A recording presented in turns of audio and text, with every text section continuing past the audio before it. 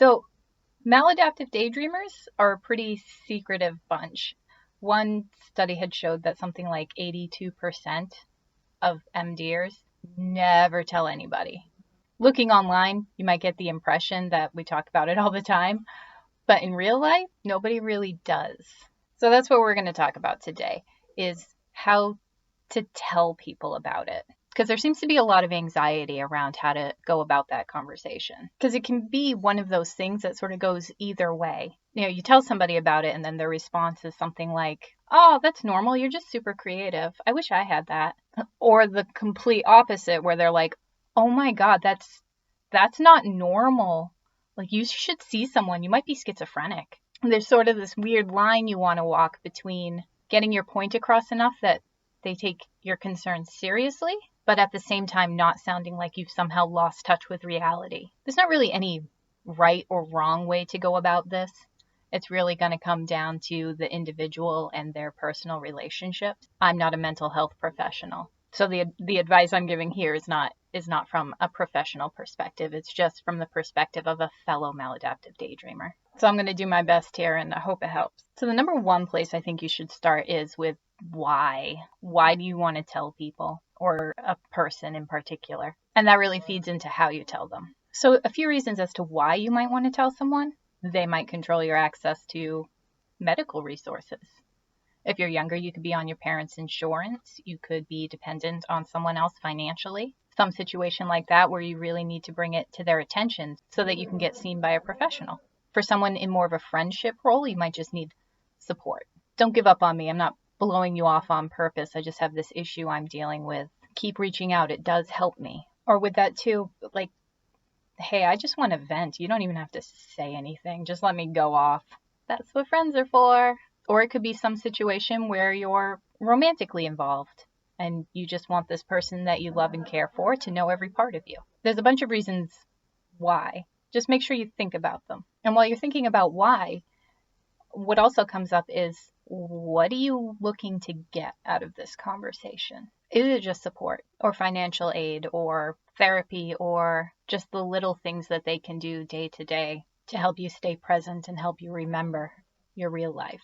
And what I really think you should do is write it all down. Do just like you're writing them a letter. And if you're a little shy talking face to face, you could even just send them this letter. But do it anyway, even if you're not going to send it to anybody, because it helps your brain really sift through everything and prioritize your main points and organize your thoughts. Think up questions that they might ask you and then find the answers.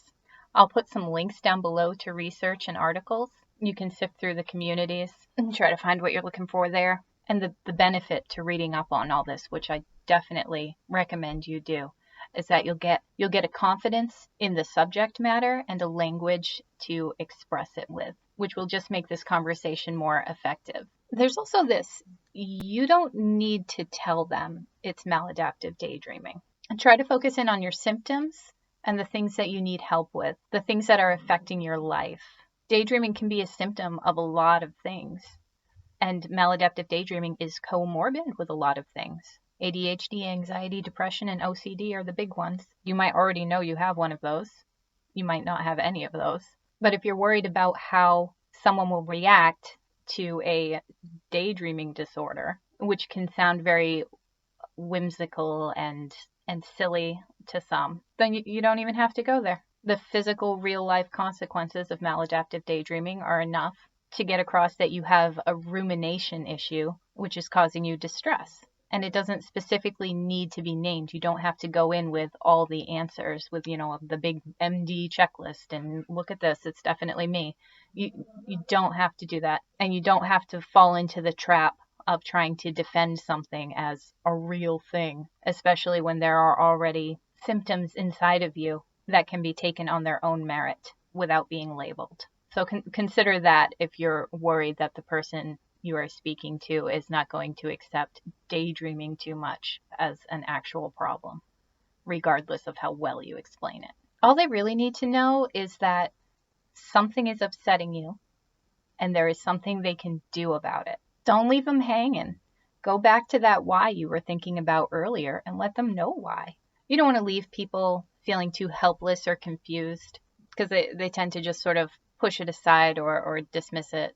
A little bit of a call to action can be very beneficial in these kinds of conversations. It doesn't have to be anything grand or huge or monumentally important.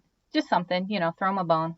I ask my husband to remind me of stuff and write things down on the whiteboard for me because I will forget. And even just that little bit. He's supportive, he's helping, it's helping me. So now, unpopular opinion. Don't talk about your world or your characters, at least not in this first conversation.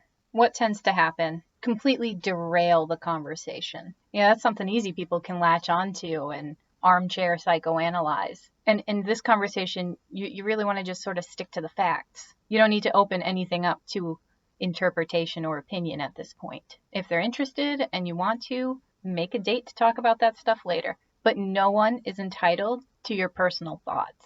If they get insistent about it, just gloss over it or straight up tell them it doesn't really even matter. They're just inner thoughts run amok. I mean, who wants to share their deepest inner thoughts? Not a whole lot of people. I would also advise you to just expect and accept that they might not understand. And that's okay.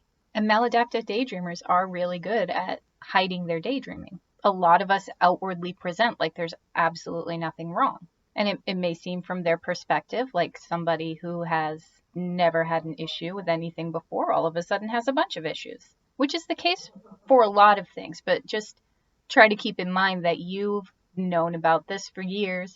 You've thought about what you're going to say for a while. You have considered things. You're prepared. They're not prepared. This is all just coming at them. And it's okay if they need to take a step back. Just let them turn it over in their heads in their own time. There's no rush. So like I said, I'll leave a bunch of links below. And I'm going to include some links to some maladaptive daydreaming communities. If you really just have no one in your life that you can talk about this with or even want to talk about it with, online communities are always an option. Find the one that's right for you. So far, everyone that I've been to so far has been very welcoming, totally chill. You shouldn't really have any problems. And that's all I got. I hope it's helpful. Bye.